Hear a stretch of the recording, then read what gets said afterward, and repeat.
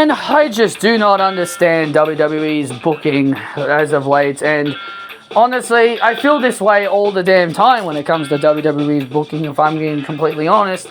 It just drives me crazy with how every single thing that they do. And people wonder why I'm always negative. Well, there's just things that don't make sense to me. It just doesn't. Tell me anything that happened tonight made sense. I'm not talking about John Cena's segment with you-know-who. Yes, I'm no longer saying that guy's name. He is my Lord Voldemort. He is my Lord Voldemort. I will not be saying his name anymore because to me, I do not care about him. So, I'm not talking about him and his segment with John Cena because I don't care. I already have a feeling that you-know-who is probably going to win against John Cena because Triple H loves that guy. But the things I want to talk about, I'm not going to talk about the whole show, but I'm just going to talk about the things that I just didn't like. And just talk about I'm not going to talk about everything on the show because personally I didn't care. But I'm just going to talk about the things that really bothered me the most. First off, the laziness of announcing Tiffany Stratton's new challenger. Just saying Jade Cargill is now the number one contender. Why? Why is Jade Cargill the number one contender again? Like, she had her opportunity and she lost. She had her chance at SummerSlam and then she lost.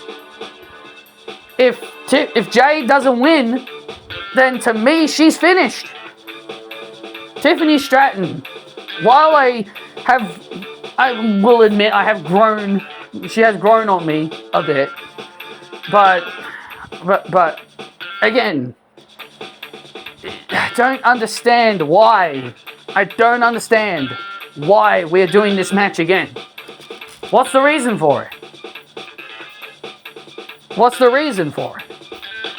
If Jade doesn't win the title from Stratton whenever the next time they're doing it, then to me, Jade's finished. Jade's finished if she doesn't win the title. If she loses again, then she's finished. But I'm probably going to guess it will probably be an interference from Nia Jax, probably. If it's on a Smackdown episode, then it will probably be a Nia Jax interference. But again, I just don't get why we need to see this match again when we just saw it at SummerSlam. And it really wasn't that great. And I know people don't like Tiffany Stratton, and fair enough. And yeah, I'm not her biggest fan either. But I agree, her title reign's gone on for way too long. But this is what happens when you don't do a freaking draft. This is what happens when you don't do a freaking WWE draft, Triple H. You could have easily freshened up the rosters by having Rhea on SmackDown or even Io challenging Stratton.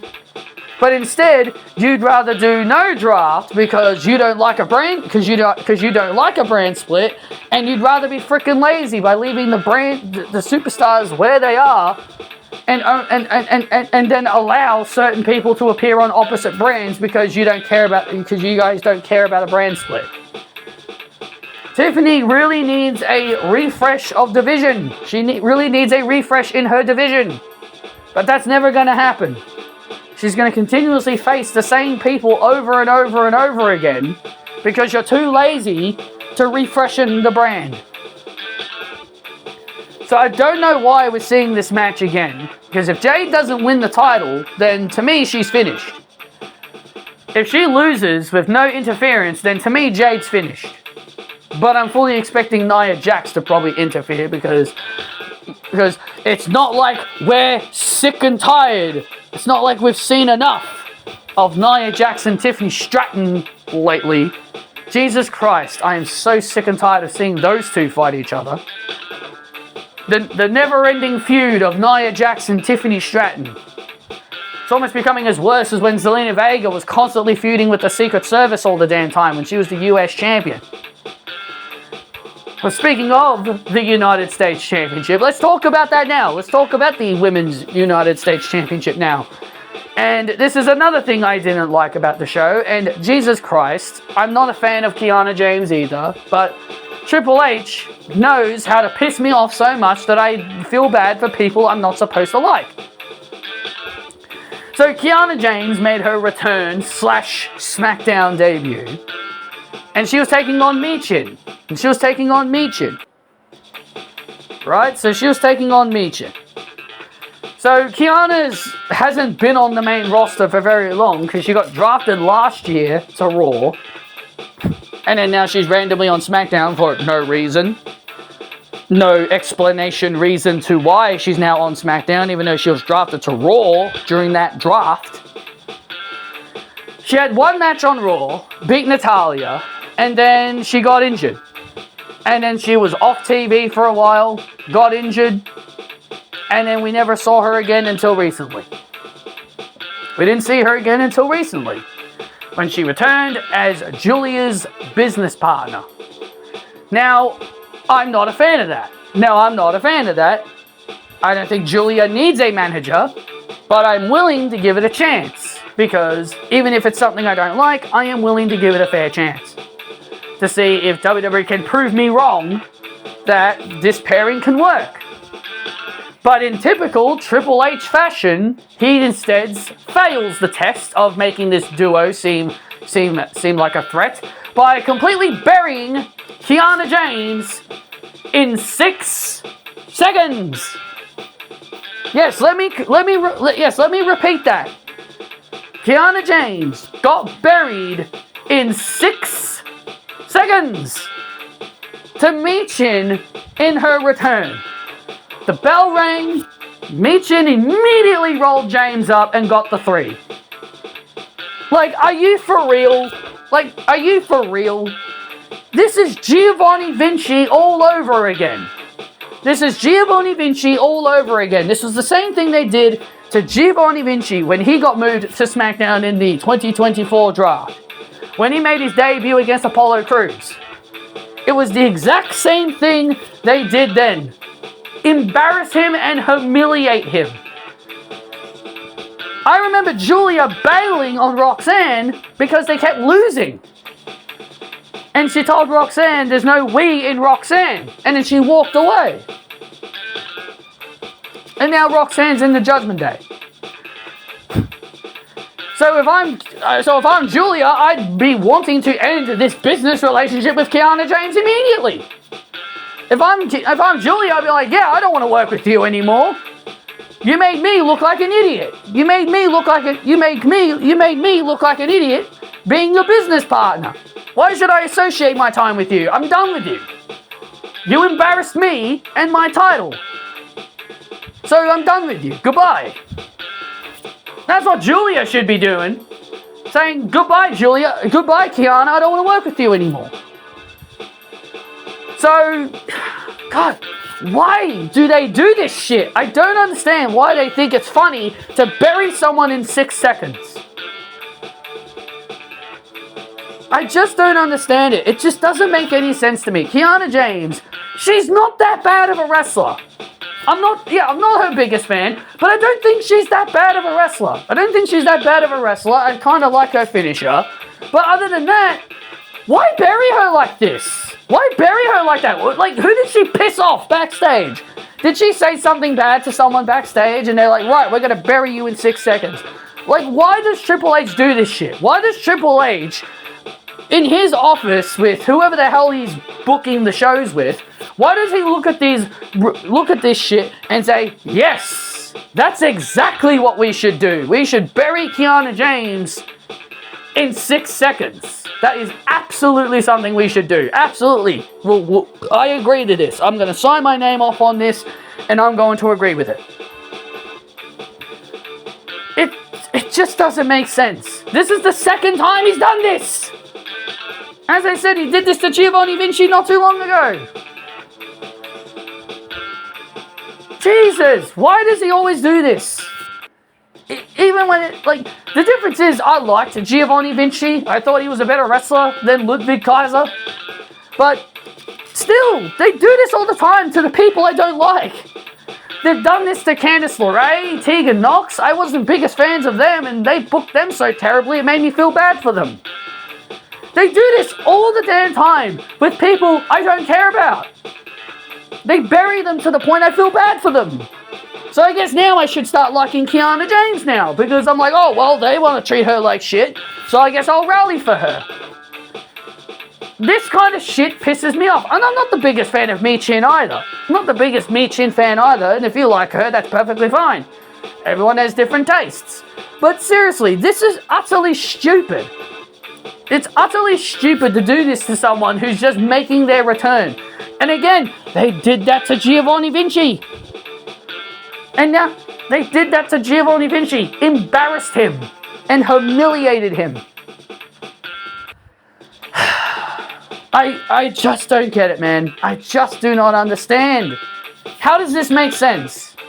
That doesn't make Julia look good either. It makes Julia look foolish that she agreed to associate herself with Kiana. It makes her look foolish. It makes her look utterly foolish. Utterly foolish. This Women's United States title is becoming the new cursed title. It really is becoming the new cursed title because every time it's used, every time it's on TV, it's always full of shit. Chelsea Green did a horrible job with the title. Zelina tried. God bless her. God bless Zelina Vega. God bless her. She tried to make that title feel important, but the people didn't care about her as champion. People didn't care about her. God bless Zelina. In my opinion, the best United States champion, even though she didn't do much with it. But to me, she's the best United States champion because God bless her, she tried. She tried her hardest to get that belt over. And at least she actually wrestled every week. And yes, I know it was always against the Secret Service, but at least she actually was wrestling on the show. When she lost the title to Julia, when Julia ended up getting, the treatment that all champions get. Nothing but segments, barely featured on the show. People forget they're champion because they barely ever show up. They're barely ever used. And then they gave her a business alliance with Kiana James with no explanation or storyline reason. It's just, they're a pairing now. God bless Zelina. In my opinion, she's easily the best champion. Julia could easily be the best champion if they actually booked her damn correctly. But no, instead, they want to ruin her by giving her a partnership with someone that clearly makes no sense. And now, it's time to talk about the final thing. Talk about the final thing, and then again, it also revolves around the United States title, but this time it's the men's. I do not understand Triple H's mentality with Sami Zayn. While I do like him as a wrestler, his character arc makes no sense. That's how I feel about Sami Zayn. His character arc is utterly all over the place, and that's what ruins him for me. So, for basically years, I'm going to say years because it feels like it's been for years. For years, Sami Zayn in promos has been spouting how much he wants to be a world champion. How much he wants to prove that he belongs in the main event with people like Roman Reigns and Cody Rhodes and Seth Rollins and all the other top level main eventers. CM Punk, Randy Orton, Drew McIntyre, the main eventers.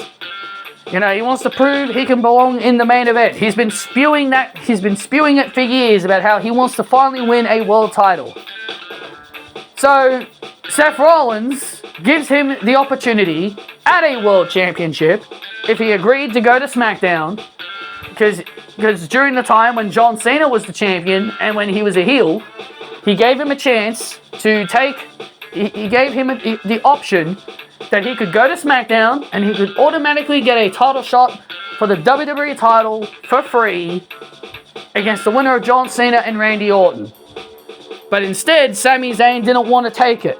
He didn't want to take it because That's not what Sami Zayn would do. That's not what the ultimate underdog apparently wouldn't do. They wouldn't take a free opportunity. So he wanted to be the good guy and not take the easy road. But the dude has been saying he wants to be a world champion. So when the opportunity presents himself to get a chance at the world title, he's like, no, I don't want it. So for months on Raw, he was feuding with Seth. And then all of a sudden, out of nowhere, he gets traded to Smackdown for LA Knight. And who's the first person he challenges? Solo Sikoa. And the not world title, the United States Championship. How does that make sense to Sami Zayn's character arc?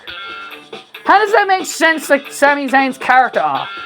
Mr. I put my nose in everyone's business. To me, that's Sami Zayn's character. He always butts his nose in everyone's business, even when it has nothing to do with him. Like, seriously. Like, even if no one said anything about him, you will just hear his theme, and then you'll come out and get involved in your business, even though he said nothing to you. So that's why I call him Mr. I stick my nose in everyone's business. Because that's what he does. That's what he's best for. Sticking his nose in businesses that doesn't even concern him.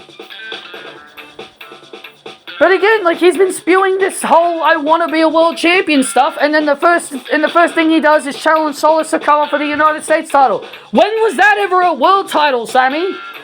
I don't remember that title being a world title. It might be the world title on SmackDown, because isn't it weird? It's weird how when John Cena was the champion, he actually defended the title at every pay-per-view, but then the moment Cody Rhodes has gotten the belt, for some reason he's not on the Clash of Paris card? How does that make sense? How is a guy who's a full-time wrestler not on the pay-per-view, but a guy who's a part-timer, close to retirement, was at least on every pay-per-view? That doesn't make sense. Tell me that makes sense. It doesn't. How do you have a part-timer who defends his title at Backlash, Saturday night's main event? Well, that doesn't really count as a pay-per-view, but at least he attended it, but at least he was there. Money in the Bank, and then Night of Champions. Like, he was on every pay-per-view, except for Evolution, because it was an all-women's pay-per-view. But he was on every show. He was on every pay-per-view before they dropped the title to Cody. But then the moment Cody wins the title, they don't book him versus Drew McIntyre at Clash of Paris. They just completely leave him off the card. How does that make any sense? You would think the full-time wrestler would be the one wanting to be on every pay-per-view every month. Not the part-timer who's about to retire. Jesus. It's so bizarrely stupid to me. It's so bizarrely stupid. And this is why I say Triple H can't book champions. But again, back to what I was saying before. Sami Zayn's character arc is all over the place. He's been spouting, I want to be a world champion. I want to be a world champion. I want to prove that I belong in the main event. And then he goes after the United States title? Like, bro, that's not a main event title. It's not. It makes no sense to me. And you know, people always tell me that Sami Zayn's character is that he's an underdog. We all root for him because he's an underdog. He's not an underdog. Not anymore. An underdog is someone who doesn't win all the time. An underdog is just someone you cheer for because they're underutilized. Underdogs are underutilized talents you root for. Annoyingly, that was probably what Karrion Kross could have been viewed as. An underdog, because fans wanted to rally for him. Even though Karrion Kross sucks. But Jey Uso was an underdog. Jey Uso's a better example of that. Like, he was an underdog. No one believed he was going to win the Royal Rumble this year. No one believed he was going to beat Gunther, and he did. Jey Uso was more of an underdog than Sami Zayn. Sami Zayn isn't an underdog anymore because he always wins. He always wins. Now, I'm not one of those Sammy Hogan people because I hate that. I am the biggest hater of the insert person is a Hogan trope. I'm the biggest hater of that trope. I'm the biggest hater of that trope. It's so stupid. I hate it so much. Every single wrestler is a Hogan because they win too much. But that's Sammy now. He wins all the time. Underdogs don't win all the time. Underdogs come up short. Underdogs come up short. They don't always win. You're not really an underdog if you're pulling off victory after victory after victory. You're no longer viewed an underdog. To me, Sami Zayn's not an underdog anymore, and he never has been. He was during his early days in NXT. He was in his early days on the main roster, but after when he turned heel, the underdog stuff was dead. He became the Great Liberator. And I loved that gimmick. I loved heel Sami Zayn. But for some bizarre reason, they want to keep pulling this trope that he's still an underdog. He's not. He's not. Yes, he might have been viewed as an underdog in his match of Gunther.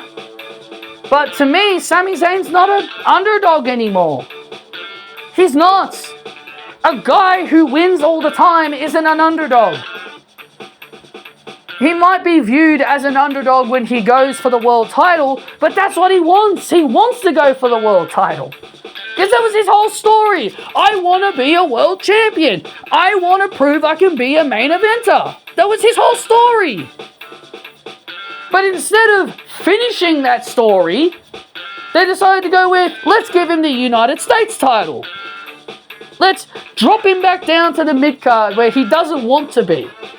Have him win a title that he's never won before. Oh yeah, he won the United States Championship in France.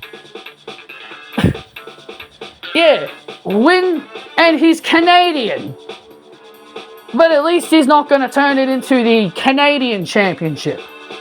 Like what Ethan Page is doing in NXT. But man, it just... None of this makes sense. It doesn't make sense to Sami Zayn's character. In my opinion, it should have been Jimmy Uso. It should have been Jimmy Uso that should have beaten Solo. That's who it should have been. It should have been Jimmy Uso because at least it would have made more sense. At least it would have made more sense because Jimmy was the one that was feuding with him. Some may say Jacob Fatu should have won it back, but in my opinion, I don't really care for Jacob. But I wasn't really into Jacob's run as US champion either. But my God, man, it just doesn't make sense to Sammy's character. Try and explain to me how Sami Zayn winning the United States Championship makes perfect sense to his character. I want someone to try and tell me how him winning the United States title makes absolute 100% perfect sense. Because in my opinion, it doesn't. Because he wanted to be a world champion. That's all I kept hearing him say in his promos. I want to be a world champion. I want to prove I belong in the main event. While winning the United States title sure as hell doesn't prove you belong in the main event, Sammy. Sure as hell doesn't. It tells me you still belong in the mid-card. Because that's where you belong, Sammy. That's where Sammy belongs. As a mid-carder. That's what he is. He's a good upper mid-card wrestler. To me, he's not really a world champion. He might have been in NXT, but that's NXT. But yeah. The whole Sammy thing just doesn't make sense. But again, this is the WWE that people want to trust Triple H. We all got to trust Triple H. It's okay that Kiana James got buried in 6 seconds because it's not Vincent K. McMahon doing it. It's okay It's okay for Sami Zayn to go say he wants to be a world champion but win a US title because it's not the other guy booking it. It's okay for tag matches, a tag team title match that was advertised last week to get changed to a singles match. Which that is something straight out of Vince's playbook. Changing a match on the day is a Vince McMahon move. Changing the Charlotte-Alexa tag match for the titles to a singles match is a big Vince McMahon move. Because he did that all the time. Change plans, scrap up the plans and change it right before the show. Burying someone in 6 seconds, that's such a Vince McMahon thing to do. Triple H is no better than Vince. He's no better than him. But everyone wants to believe that but everyone wants to believe that Triple H is the good guy. He's doing nothing wrong. There's so much wrong. And then WWE wants to move to ESPN. Now, obviously that doesn't affect me because I'm Australian, but it would affect a lot of people in America. And then they want to make people pay possibly nearly about $1,000 or $200,000 or $300,000 or whatever. Like pay so much damn money for freaking tickets. How is any of that okay? Do people even have that kind of money? France were literally chanting, "We have no money," at an advertisement that they were advertising because of how much money the tickets were. Well, that's apparently what I was told anyway. But God's sake, man, like, pull the damn prices down on the tickets. Like, I want to go to some of these shows, but God almighty, if the tickets are going to be this expensive, sure as hell I'm not going to go to any events. How the hell can I go to any events if they're going to make you pay about $1,000 or so for a friggin' ticket?